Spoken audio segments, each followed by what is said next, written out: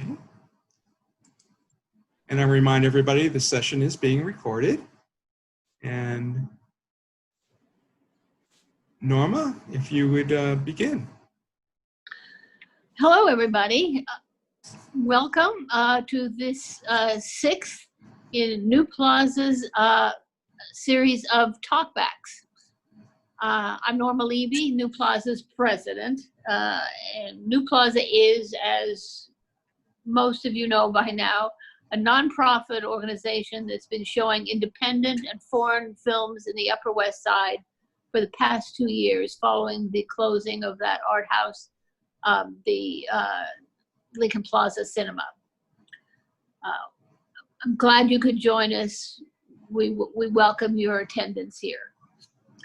Today, Gary Palmucci, our curator, has selected a powerful, gritty, but important film from the 1950s, starring Sidney Poitier and Richard Widmark. It's called No Way Out. I hope you've seen it by now. I saw it a couple of days ago, and it's quite a strong film. Gary's going to be talking about the film with, as usual, with his good friend, the noted film historian, Max Alvarez. So please sit back, relax, and I'll turn it over to Gary. Well, good afternoon, everyone. If you've been following us for some or all of these 6 episodes, you know that we've been trolling far and wide for movies that elevate our mood with their high spirits, their piercing human insight. A number of you recently asked us to consider offering a film or two that addresses this tumultuous, painful national moment that we've been living through here in the past 2 months. And I'm not talking about COVID-19, as you know.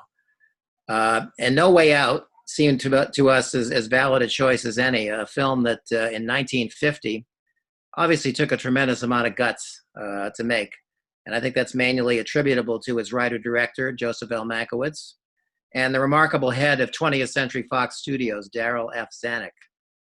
Now, Max, how did Zanuck, whom I recently heard Robert Mitchum, who I don't think was easily impressed, refer to in an interview as singular, stand out in that way? Zanuck was, he was among a very small number of studio production bosses who did believe that commercial film should have something to say. And he had been on the heels of tremendous success with Gentleman's Agreement in 1947, which addressed, however timidly, the matter of anti-Semitism in the United States. And then his 1949 film Pinky with Jeannie Crane, which dealt with racism and interracial experiences of a woman passing for white. So he had also made The Snake Pit, which dealt with abuses at mental hospitals. So he was not afraid to take on bold themes.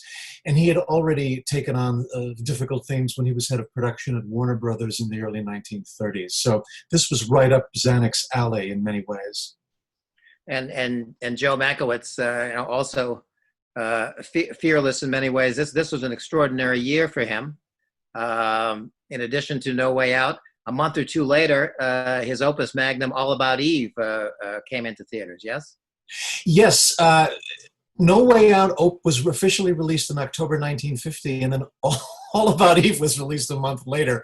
I would love to get my hands on the production schedules as to how soon the two followed each other in terms of production scheduling. But that was also a hands-on production by Zanuck, and so talk about a range of themes. I mean, you couldn't find two different movies than All About Eve and No Way Out. But it was a huge year for Joe Mankiewicz and for Darrell Zanuck.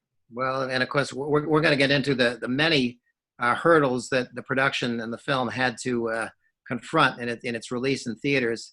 And I think this is as good a time as any to start off by looking at the trailer, where we try to see the very fine line that the 20th Century Fox marketing department tried to walk to present it to as big a public as possible. And note the use of the word entertainment in the titles. I think that's particularly unique. Yes. Let's take a look at the original No Way Out trailer.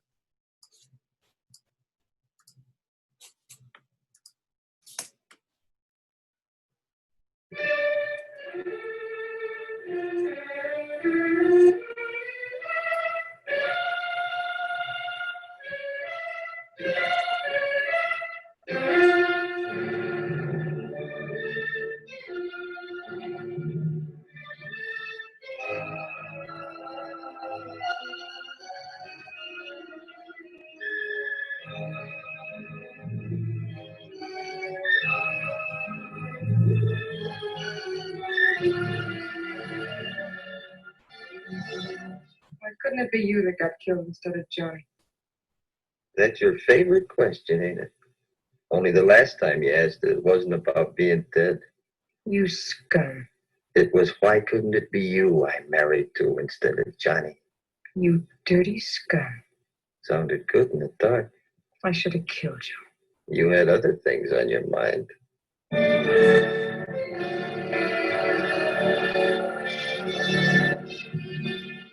What is it, Dr. Brush? This man has stolen the scalpel. He's got it hidden on him. I want him searched. Hand it over, Biddle. I ain't got it, Doc. Are you sure there's one missing? I checked out 3, Dr. Wharton. We've only found 2. He's had every opportunity to take it. Miss Blake and I had our backs to him most of the time. The scalpels were lying right here on the instrument table. And all he had to do was...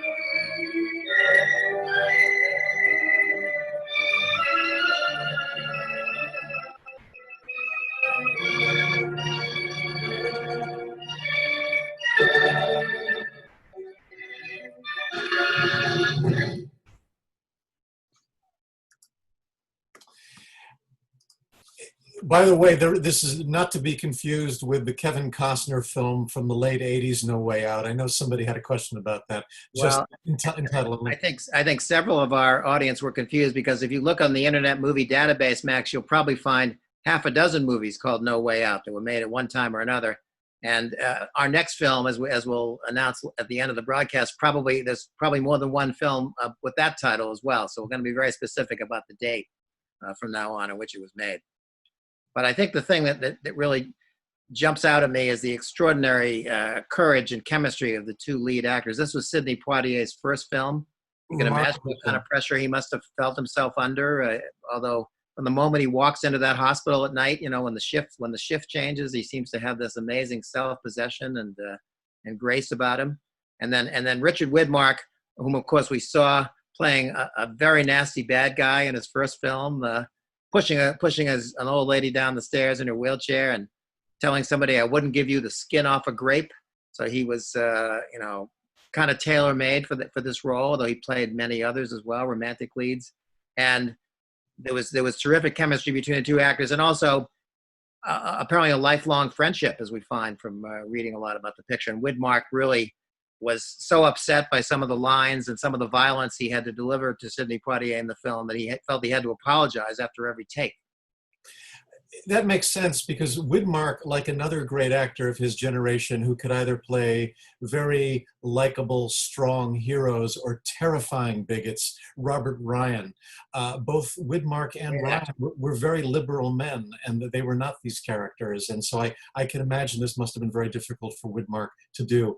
But his scenes with Poitier are remarkably intense, and there's definitely a chemistry between these 2 very different actors from the very beginning. And I think there's also a third actor who deserves some credit here. He's much less known. Stephen Mchattie, who plays the sympathetic doctor to Sidney Poitier, whom you know well from your study of Anthony Mann's films, Winchester 73, and perhaps others. Right. Stephen McNally he was an attorney turned B movie actor, and Wow. then he's going to work his way into some bigger films such as Anthony Mann's Winchester 73, which came out the same year as No Way Out.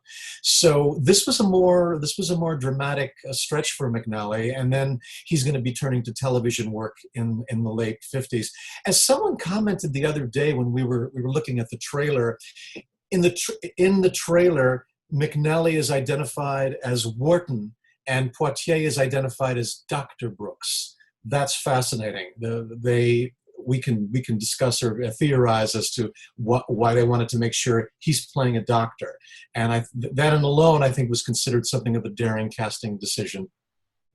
Another thing that's kind of surprising, and we don't seem to have any particular explanation for it, but the number of actors, several of whom we now know quite well, who are uncredited in the film. Particularly Ossie Davis, who plays Sidney Poitier's brother in the film, and his wife Ruby Dee, who plays his wife, an actress whom we both admire, Betsy Blair, who appeared in Marty with Ernest Borgnine, and in Antonioni's Il Grido, was a victim of the blacklist, a very diverse repertoire, and the gentleman who kind of starts the race riot or foments the crowd on the white side, an actor whom you know a few things about.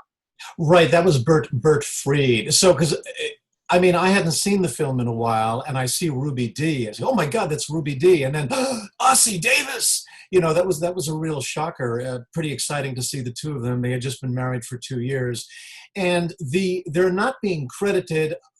It's amazing how many actors did not get credit, like Bert Freed, the actor you just mentioned, who's the white guy who was planning to instigate the race riot, was not credited either.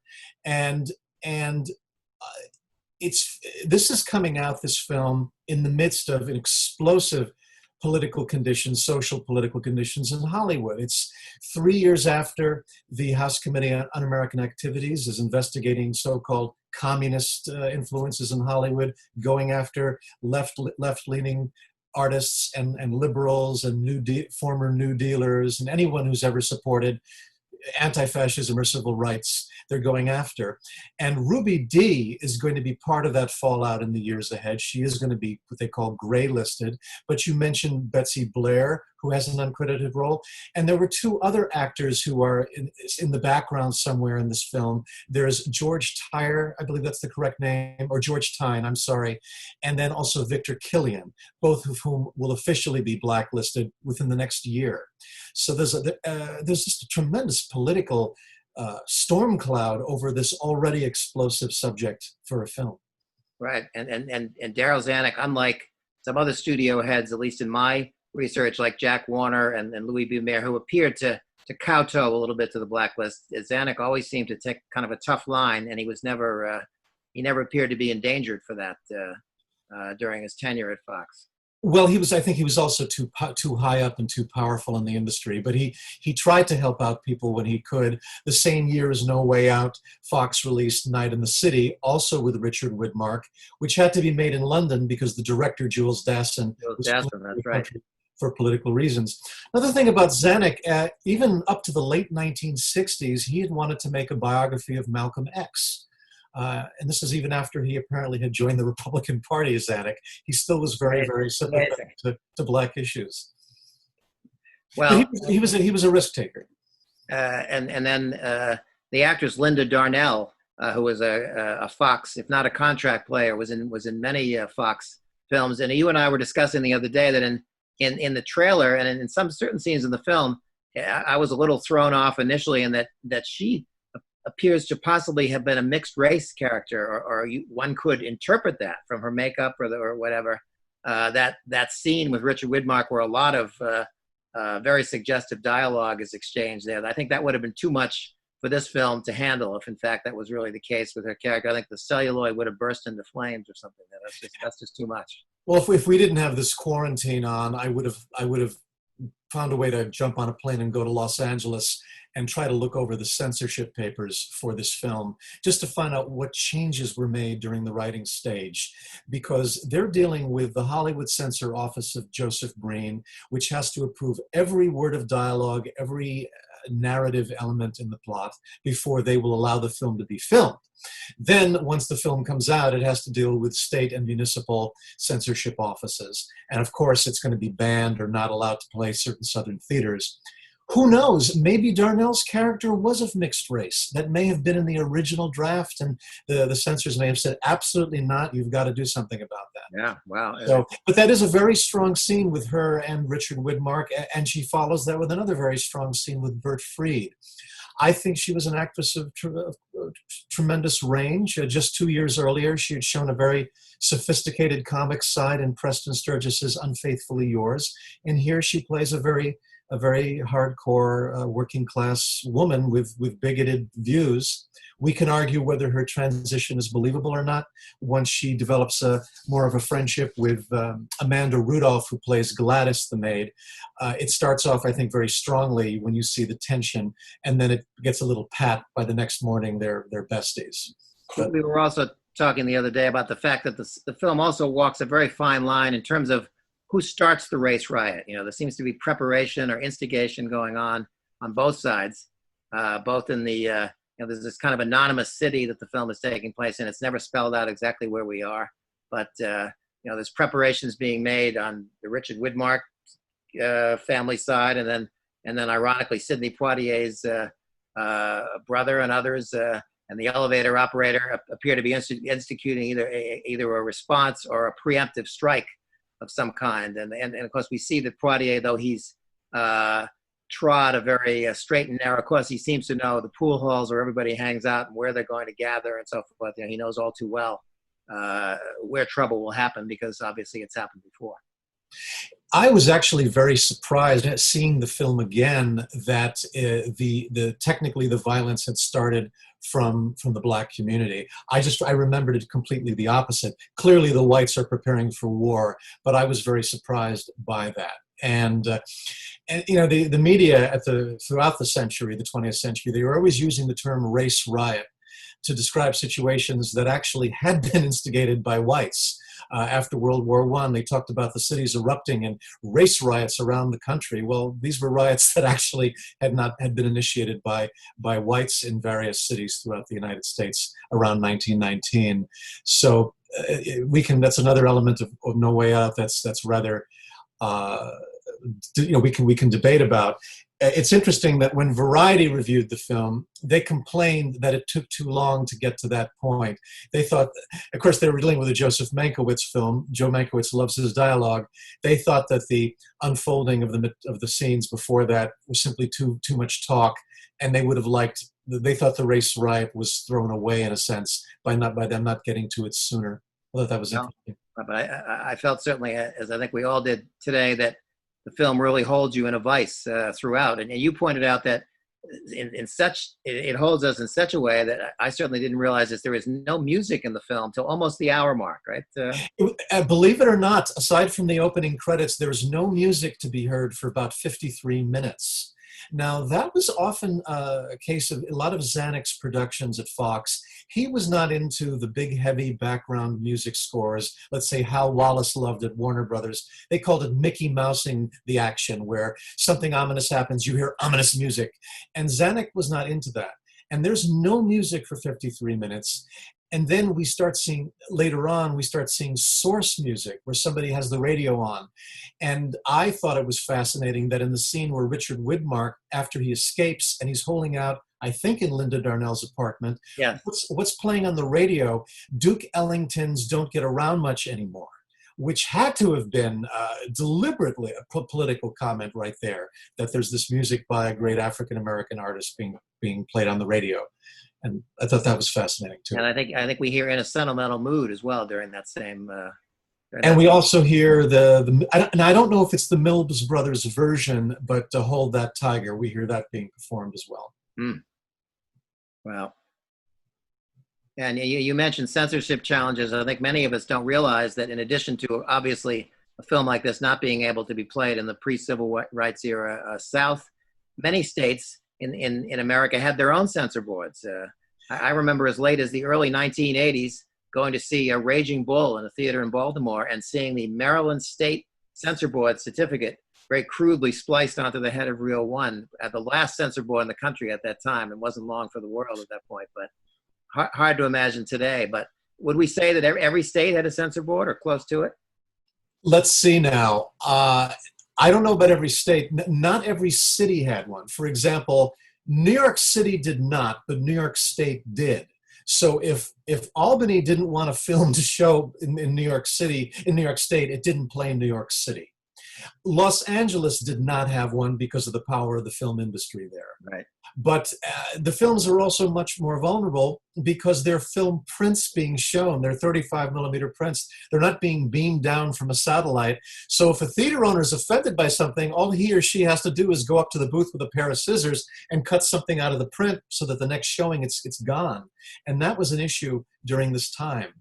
So you can only imagine the problem a film like this would have caused, especially. Right. I think looking at this film again, I saw it was presented at the New York Film Festival in 2014 in a tribute to Mankiewicz, and looking at it again this week, it looks to me like it would be a very difficult film to cut around. I think we can imagine like in an MGM musical, you cut the Nicholas brothers dancing out of a scene or something, and it's probably shot and cut that way. But this is hard to imagine to me. It either is shown or not shown. I think that's precisely. And it's easy for us 70 years later to say, oh, it could have gone further. But already it was going pretty far. Yes, we can argue that they were individualizing the issue of racism, that they were making it the problem of a man with mental health issues or a part of town. But still, the stuff that's going on there, I mean, you have the actor who played, I want to make sure I get his name, Dots Johnson, who played Lefty. I mean, he and Sidney Poitier, in the beginning, they tell Widmark to shut up. I mean, that was almost like a revolutionary act right there. You did not have a black character in a film tell a white man in a film to shut up for being abrasive. So that in alone it may be a muted rebellion today, but that was pretty big, serious stuff in 1950. I mean, some of our members, even a couple of our board members, said to us that they found the film almost too difficult to watch in some spots because of the intensity of the vitriol and the kind of language that we probably wouldn't even see in a major film release today. But somehow I feel, and we'll see what other people have to say about this, a sense of like uplift or something at the end. The film ends on some kind of positive note, despite all the hatred and the misunderstanding and so forth that we saw we've seen for the first hour and 45 minutes. I have to admit, I was actually a very naive audience member when I was watching it again. I normally am a little sharper than this, but in the hospital, it seems like there's this happy resolution once they leave Widmark and also the Harry Belliver character who plays the mute, they leave them behind. I said, well, that's kind of an anticlimax. And I totally forgot that there was the whole last section where Widmark goes to McNally's house to try to get revenge. And there's the question, was it realistic that Poitier's character was as passive about the threat of violence as he was in the film? But still, that final line, it's pretty intense. Don't cry, white boy, you're going to live. I mean, oh my God, that's a tough line. Right. I mean, obviously, not literally that line give you some kind of hopeful feeling, but just something in the last few minutes of the picture somehow. To me at least.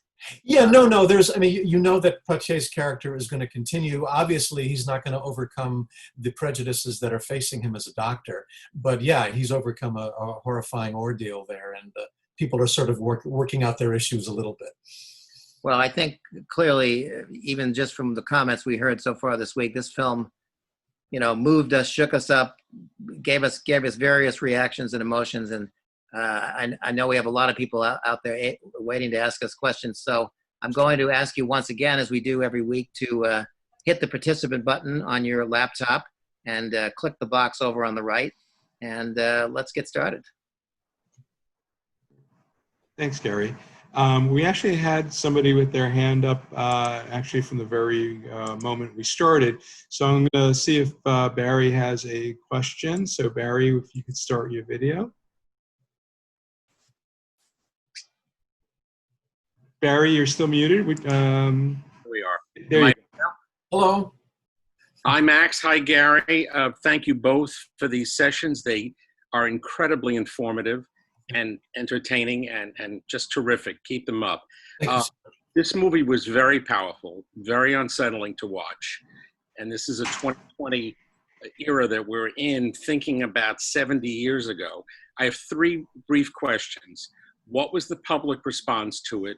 Other than Variety, what was the press response? I could not find the New York Times review. I don't think they go back that far online. And was there any advisory, either in the theater, on a board out front, or at the box office, letting people know how powerful this film was before they bought their ticket? Great question. Once again, if we weren't on, if the libraries were open, I also would have rushed down to the 42nd Street Library to check their database, their historical movie database, and I would have loved to find out what other mainstream newspapers said about the film in 1950. Out of the top 95 grossing films that year, it was 87. So it returned about 1,350,000 to Fox. Multiply that by 10 to give you an idea. So it wasn't a flop. It wasn't a blockbuster. It did okay. I would say that's respectable for a film that was probably banned in 10 or 15 states in America. Absolutely, Sure. absolutely. I was able to locate one review from England, the Monthly Film Bulletin, which is put out by the British Film Institute. They found the film, quote, courageous and interesting. They really liked the fact that it showed the social pressures put on the Sidney Poitier character, that he's still going to be facing battles afterwards. They had some criticisms about the way, coincidences in the story, some of the narrative, but they praised the performers. They were prejudiced in the sense that they felt the Negro players take all the actor honors. And although Widmark is, as usual, competent, Stephen McNally and Linda Darnell are respectively limp and inadequate, which I think, but the Brits can be very mean, you know. But they appreciated the themes that the film raised. And it had one Oscar nomination for the original screenplay, right? That was the... That is correct. Yeah. It was. And the screenplay was co-written with Joseph Mankiewicz and a man named Lesser Samuels, who had a British background. He wrote a lot of films in England, but he wrote a very potent Billy Wilder film that came out the next year, didn't he, Gary? Yes, Ace in the Hole, starring Kirk Douglas as an unscrupulous journalist who tries to exploit the collapse of a mine shaft in New Mexico and get his career started again after lots of setbacks. And there's a female character in that film who's a sort of cohort of Kirk Douglas, who has a great Billy Wilder line. Somebody asked her if she goes to church, and she says, "No, kneeling bags my nylons." That was one of his great. Yeah, I read a review with Lesser Samuels, the one who co-wrote the script to No Way Out, and he was claiming, as Hollywood people always do, "I'm not a political person. I don't write political movies." This is a political movie. Let's stop kidding ourselves. So there was a lot more depth to him that I think he gave credit for. And for himself. And Max, was there any advisory before people? I'm not certain. They weren't doing the adults only stuff yet. That was going to be coming into more prominence by the 1960s. So there may have been cuts made in prints in various states, but I don't know if there were any specific advisories. My favorite, when Zanuck made an anti-lynching film in the early 40s, the Oxbow incident, which granted was the victims were white. There was a great marketing tool there. It took nerve to make it. You'll need nerve to take it. And in the trailer we just saw, it seems as though they're preparing audiences for, hey, this is not going to be your typical entertainment, so brace yourself. Well, this reminds me, you mentioned, Max, a terrific film also made in 1950 called, what had a couple of different titles, Try and Get Me, also known as The Sound of Fury, maybe the consummate American movie about lynching with no racial overtones, but set in the Southwest. A terrific film that deserves to be better known. I think it's out there to be seen. If you can. It has been. Olive Films restored it, and it's the same year as No Way Out, and a very, very devastating film. Highly recommended. Thank you. So No Way Out, it's kind of writing the tail end of this little opening between 1947 and 1951, where you could make films that deal with difficult social themes, and then it's going to be a lot harder to get those films made in Hollywood. And why was it harder after 51? A lot of it was because of the pressures of the House Un-American Activities Committee blacklisting people, the FBI putting pressure on Hollywood, and studios becoming frightened. They don't want to alienate anybody. They don't want to question American institutions, and they don't want to do anything to alienate Washington, D.C. in particular. Thank you very much. Oh, you're very welcome. Thank you. Thanks, Barry. Thanks, Barry. So we're going to ask Joan. Joan, please turn your video on. I'm not sure how. Did I just do it? Oh, I hear you. Hello. I'm next. I did have I enjoyed the talk very much. Thank you both. I have a question about Sidney Poitier.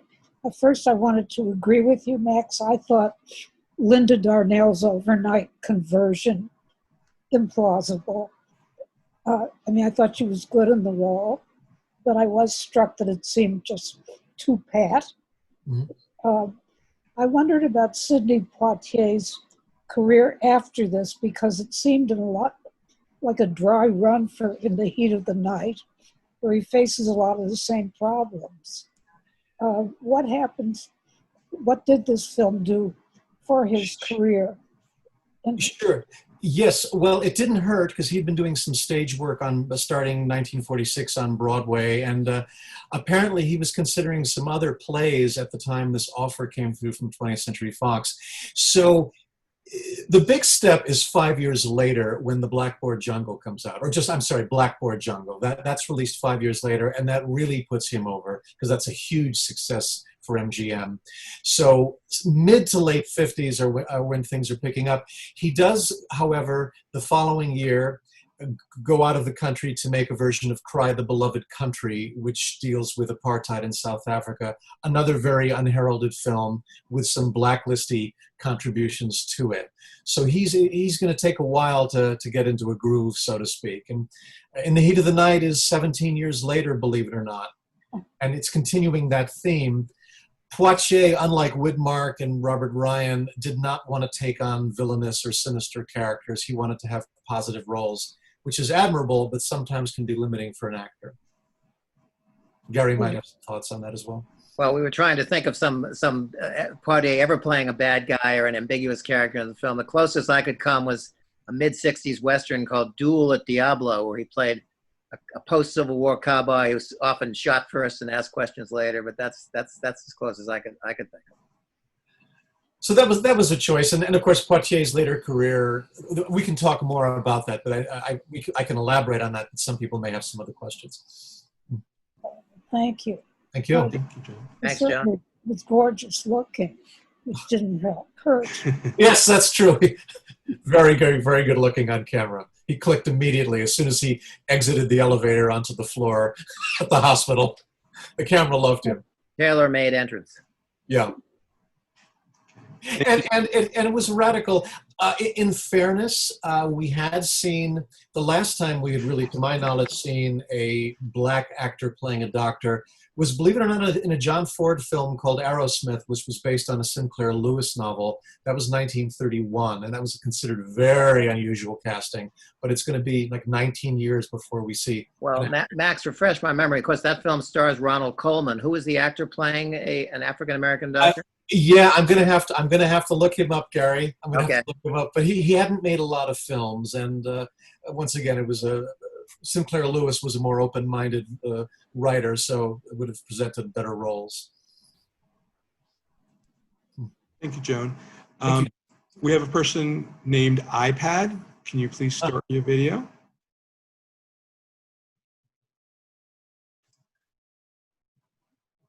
Good afternoon, gentlemen.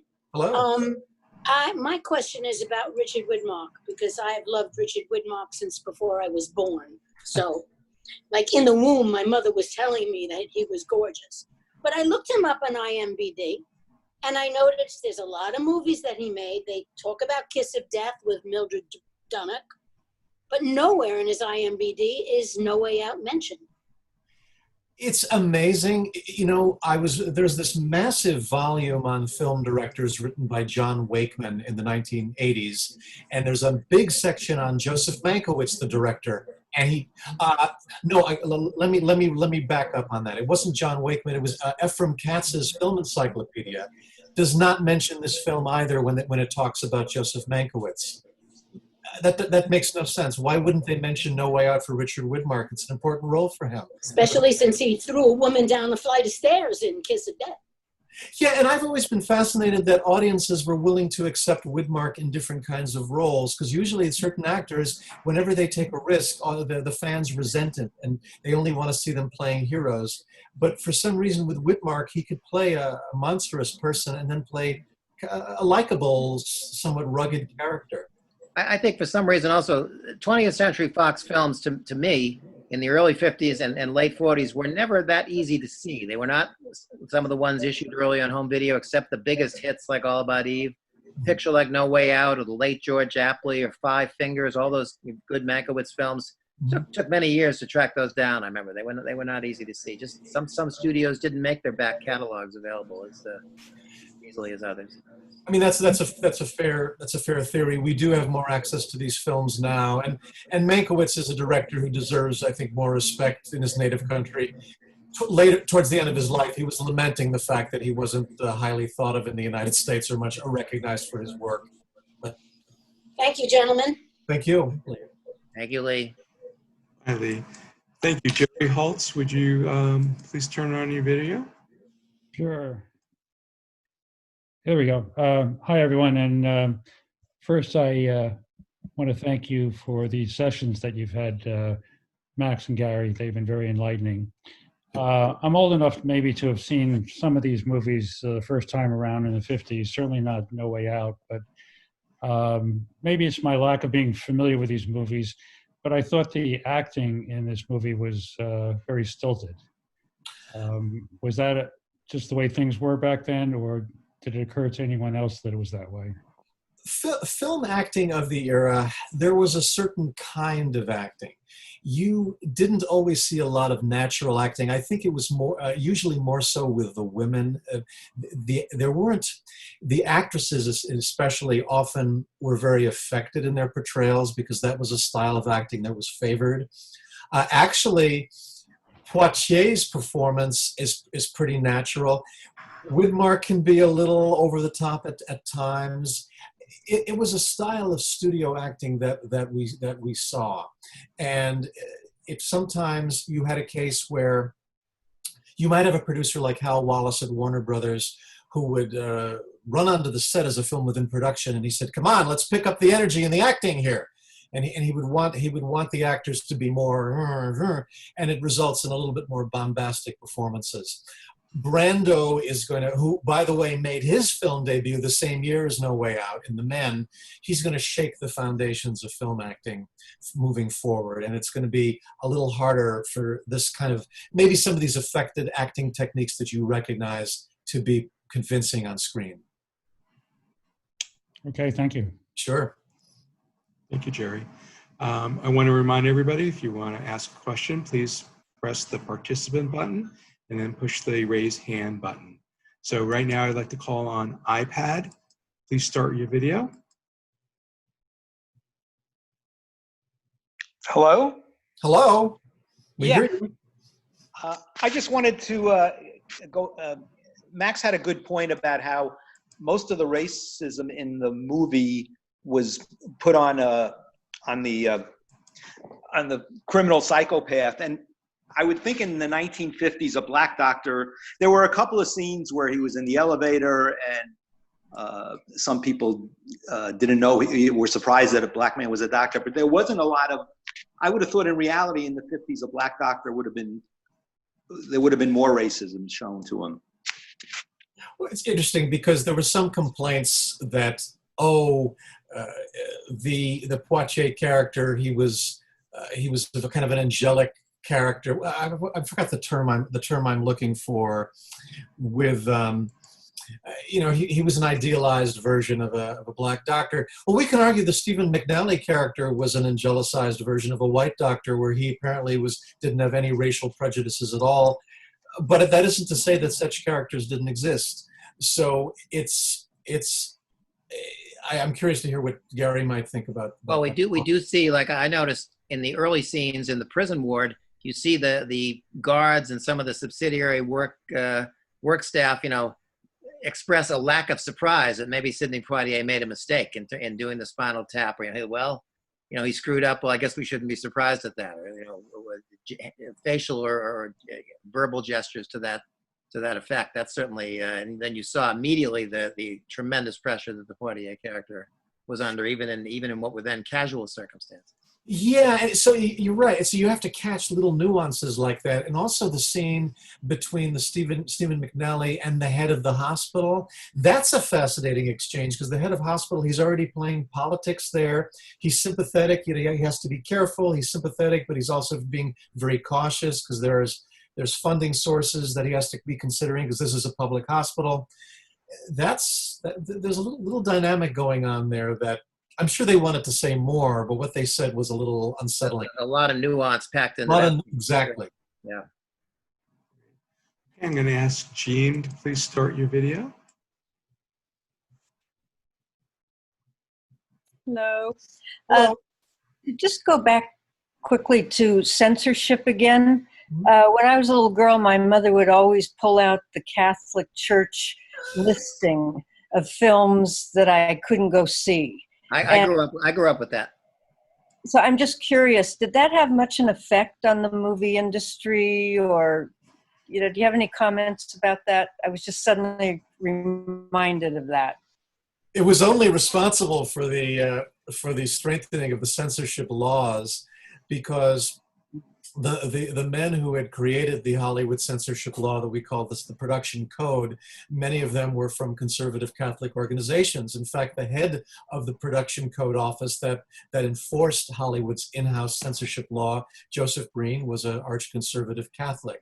So at the same time, not only were you having to deal with the Hollywood censorship office and these state and regional censorship boards that we mentioned, but you had to deal with the Catholic Legion of Decency, which issued these weekly or these regular updates on people on movies coming out. They're either the ones you didn't want to be classified and get a condemned rating, morally objectionable in part for all, but condemned was the one that no film wanted, because that meant that Catholics would boycott the screening.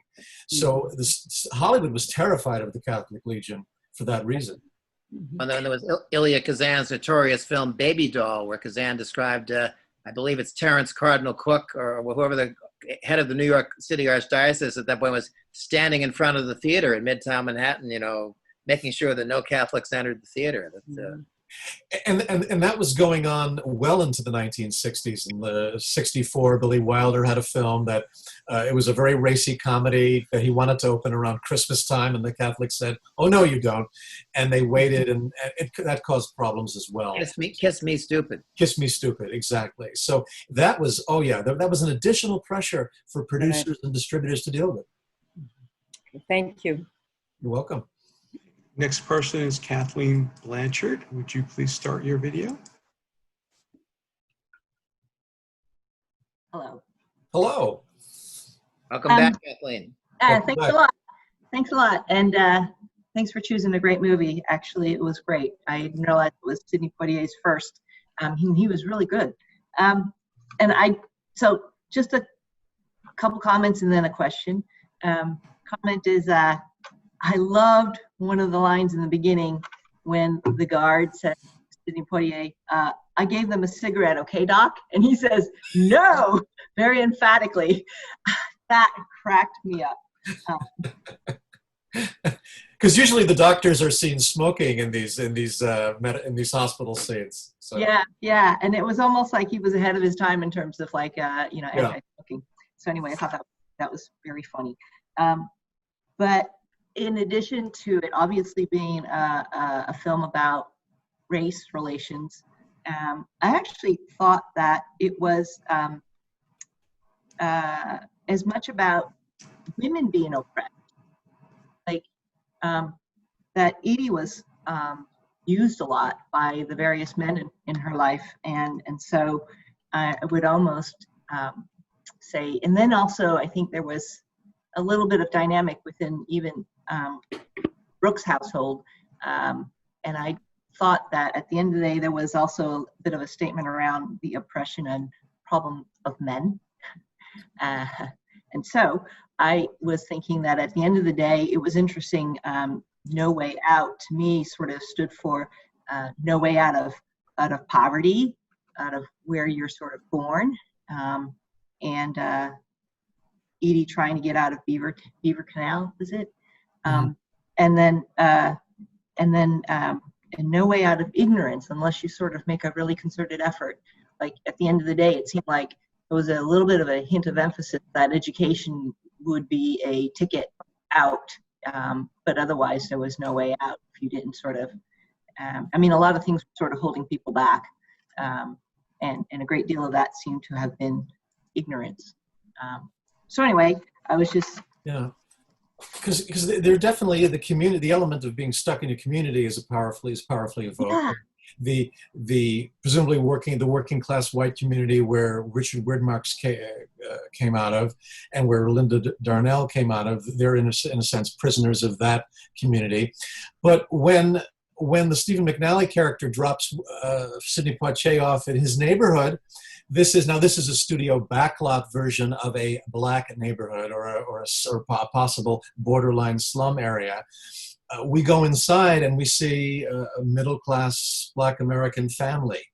So, but yet they also seem to be prisoners of this neighborhood. Where can they get out of that neighborhood and go somewhere else? They're sort of trapped as well. And whether that was conscious or not, that's something that I walked away from as well. I think we see varying degrees of engagement or even pushback. You know, the beautiful scene between Sidney Poitier and his wife when he comes home after his first night on the job. And their mother, who's always, you know, a little bit cracking wise and dissension about money being spent on education versus food, and even the banter between Stephen McNally and his housekeeper as well, who has very much a mind of her own. Yeah. Yes. And I'm glad you mentioned that scene. So that was Mildred Joanne Smith, who played Poitier's the woman that he came home to. Forgive me. So they were married. Yes. Okay, sorry. So the wife, and that is a lovely scene where he's, you know, falling asleep on her lap, and there's this kind of a extended camera take of her talking. It's just a shame that we didn't see her in any more films after that. She did some television work, and this was it. And then she had gotten this big build-up in the trailer that we saw, but that was a strong scene. That's interesting. So my question is that I was just wondering if in addition to the critical reviews, do you think that the film had any appreciable impact on societal views? And it's a little funny to ask that question when we're sort of feeling like we haven't really made much progress.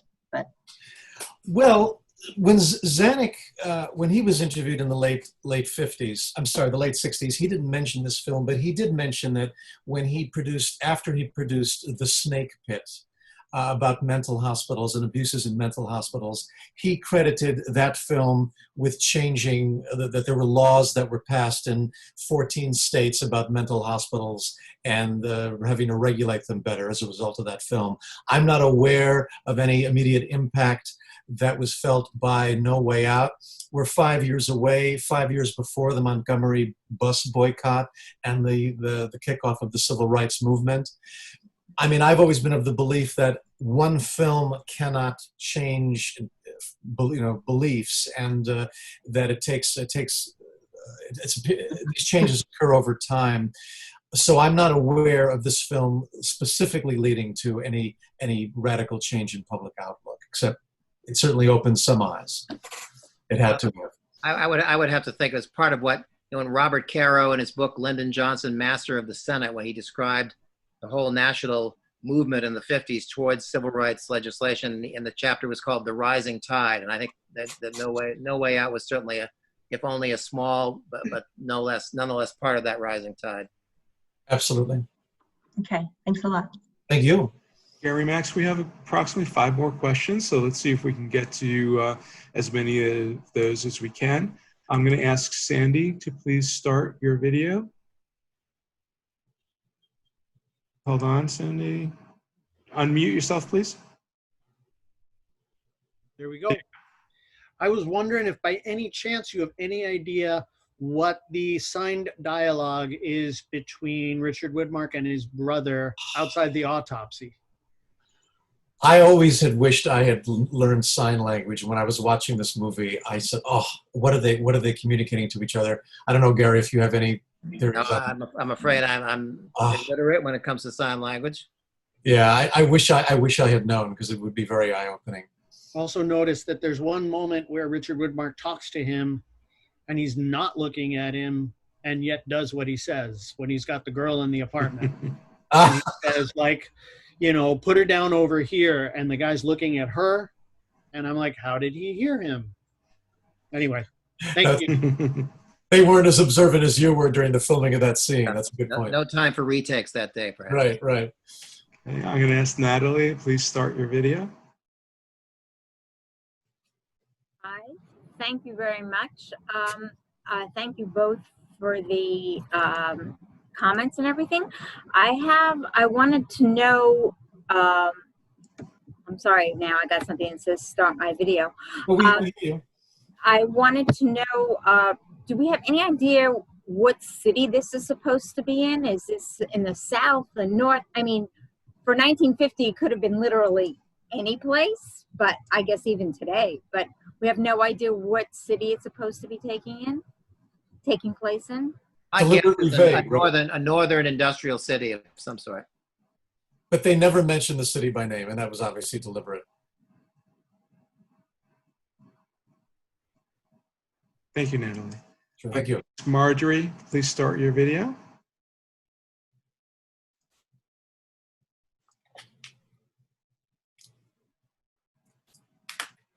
Marjorie, there you go. You're on mute. Please unmute yourself, Marjorie. Okay. We hear you. Yes. Okay. I just wanted to bring up a point about the Legion of Decency. Upon reading Elia Kazan's autobiography, which is terrific, he had a terrible time with it, with A Streetcar Named Desire. But they would not only boycott that movie, they would very often boycott all movies by a particular studio.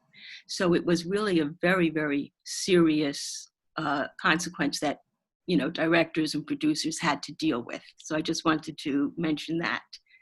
But the Brando setting the new pace for acting, I'm very glad that you mentioned that. Thank you. Yeah, no, you're very welcome. And one other group they had to deal with was the American Legion was always threatening to picket theaters if someone who might have been blacklisted or someone who has some political affiliation was involved with the film. It was amazing that anything good came out of Hollywood during this time with all these pressures going on. Yeah, that's true. And Darryl Zanuck did take the lead above all other studio heads. He did. No, Thank you. You're very welcome. We talk about Streetcar Named Desire. I believe, Max, some scenes were cut from Streetcar before it came out, which were not reinstated till the 80s or 90s. It was playing up a little bit more of some of the homosexual subtext. They had to make some cuts, and they had to cut a bit of Kim Hunter's reaction to Stanley when she's walking down the stairs. It was a much longer shot of her face, but that has all been restored now. So. No, not all. If you read the play, the play is still. I mean, Streetcar is still very much cut. Few lines of which Kazan had a fit when he came back. He went away for a while, and they said, "Okay, this is fine." But when he came back, it was cut. So it's still lacking. Now, the directors didn't have a lot of control. But thank you. Thank you. Okay, we have 3 more questions. Let's get them in. And I'm going to ask Grace, please start your video.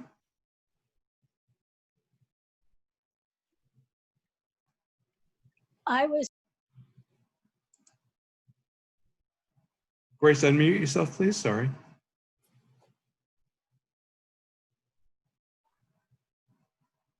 I was wondering if the use of the N-word was a frequent thing in the 50s or unusual.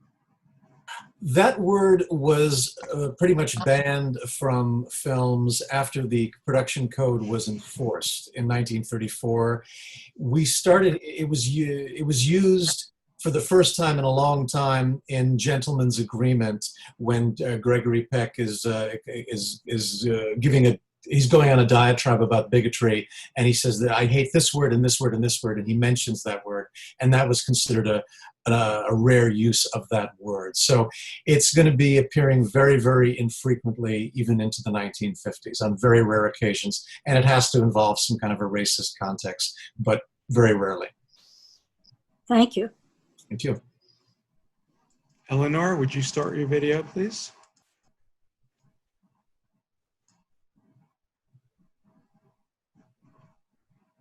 Eleanor, go ahead. Well, I'm sorry that there's a picture in the background. Okay. I have one comment and one question. The comment is someone said something about Poitier being kind of angelic in this, does almost everything right.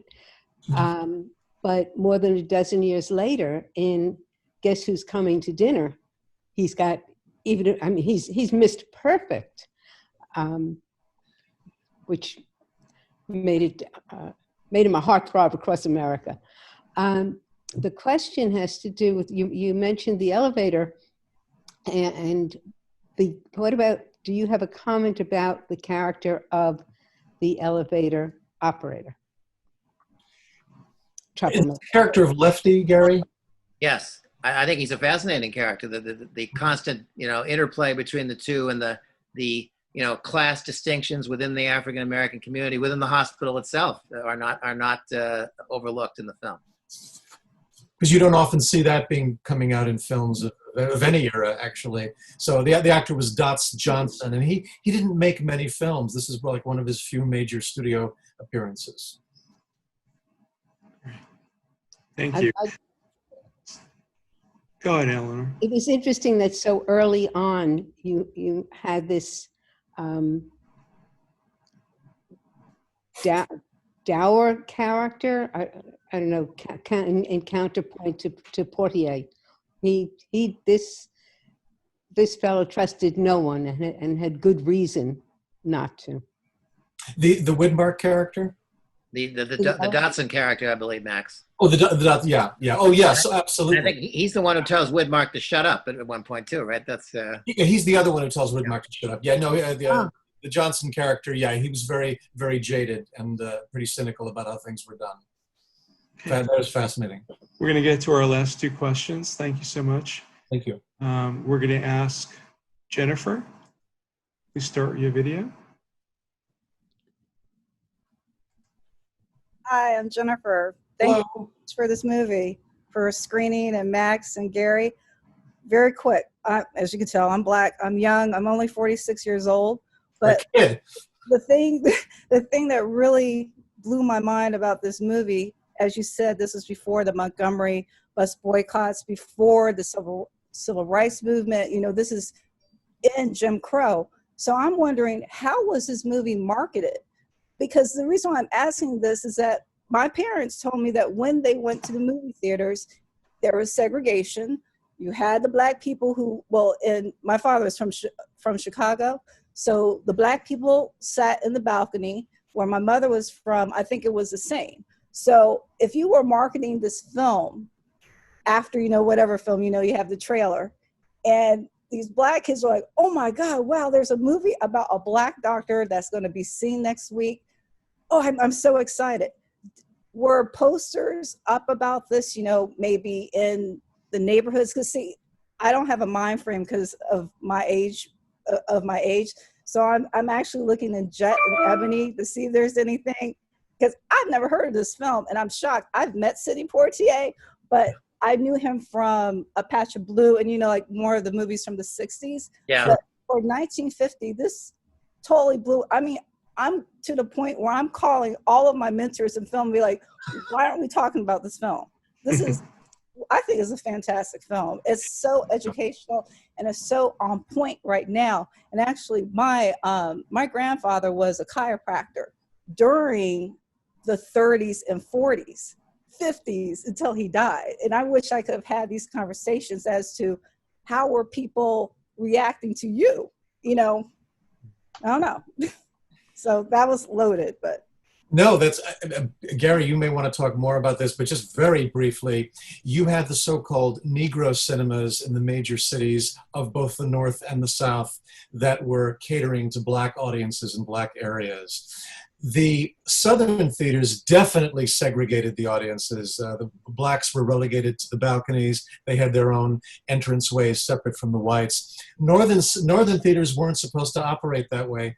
So it would have been interesting what you're describing, if states like Illinois still had, they couldn't officially segregate the way they could in the South. But that was that's in a very narrow, a very brief overview of how distribution and exhibition work. We got a taste of how it was sold in the trailer. It was a general, hey, this is going to be a hard-hitting story. You better be ready for it. It's unlike anything you've ever seen. We're not being specific, but you got to see it. Gary, any thoughts? Yeah, I think if you go on the Internet Movie Database, you'll see either the original poster or some variation thereof, and it really kind of plays down the racial conflict angle of it. It's more like just hard-hitting drama without specificity. Now in Chicago, of course, you had that whole area of movie theaters called the Loop, sort of like the 42nd Street of Chicago. Huge theaters, 1,000, 2,000 seats. Now I'm fascinated to like dig into this a little more and see how in a city that size. How they marketed it. Were marketed and presented. Great. Thank you so much. Thank you. Thank you. Guys, we have our final question. Nancy, would you please start your video?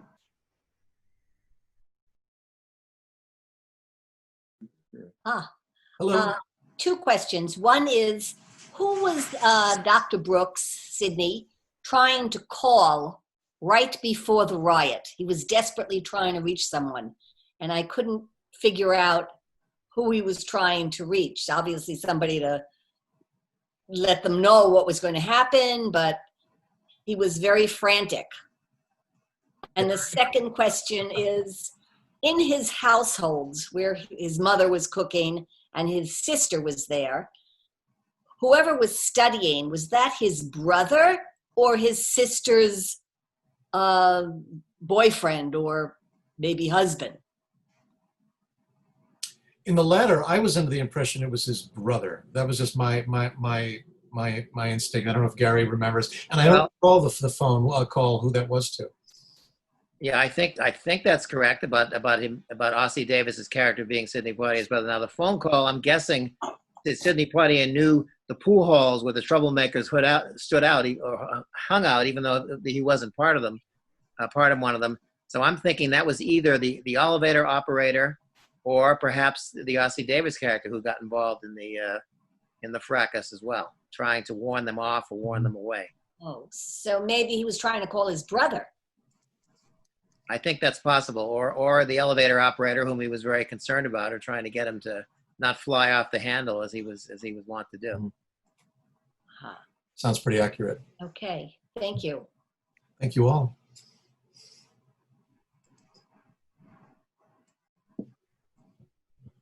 Well, that's that was quite a Q&A session, and we're really moved and grateful to everybody here for participating. Again, this was a film that a lot of people had very dramatic reactions to, and we expected a lot of that today, and I think that's exactly what we encountered. We're going to continue in the social commentary vein in a couple of weeks, but something in a little more of a mischievous vein than No Way Out. And Sean Moore is going to tell us a little bit about that, as well as some other news. Hi, everyone.